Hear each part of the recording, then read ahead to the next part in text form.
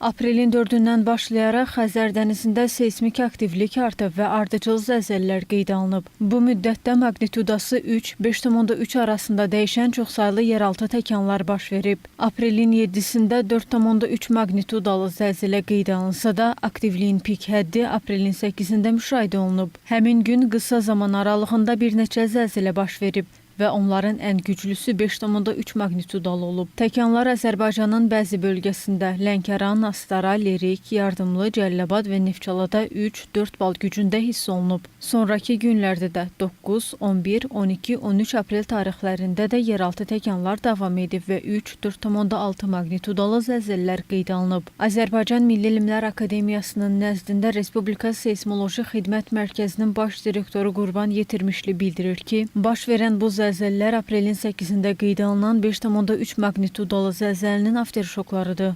5,3 orta güclü bu zəlzələ ki var, ayrılan enerjinin gücü orada laylarda parçalanma əmələ gətirmiş və bu parçalanmalar nəticəsində də afterşoklarda davam edir. Afterşokların davam etməsi əsasən deməli o tektonik qırılmanın həm uzunluğa, həm vertikal müxtəlif dərinliklərdə layların parçalanması ki gedir. Bu da ki o zəlzələlərdir. Bu hələ davam edəcək bir müddət. Çünki orada belə deyək, İran plitəsinin Azərbaycanın deməli bu Xəzər dənizi Talış zonasının deməli bütövlükdə götürdükdə o sıxılması, Kiçik Qafqazın sıxıb onun şimal-şərqə doğru hərəkətində ki sıxılır, burada deməli gərginlik toplanması gedir. Gərgin toplanması nəticəsində də istər-istəməz müəyyən bir dövrdə layların ki deformasiya vəziyyətinə düşüb, gərginlik deformasiya vəziyyətində və ani bir vaxtda burada parçalanma ki gedir, zəlzələ olur. Qurban Yetirmişlinin sözlərinə görə bu zəlzələlər qorxulu deyil. Respublika Seysmoloji Xidmət Mərkəzinin baş direktoru bildirir ki, Xəzərdə zəlzələnin gücü 5-6 balda olsa, Bakıda hiss olunmaz.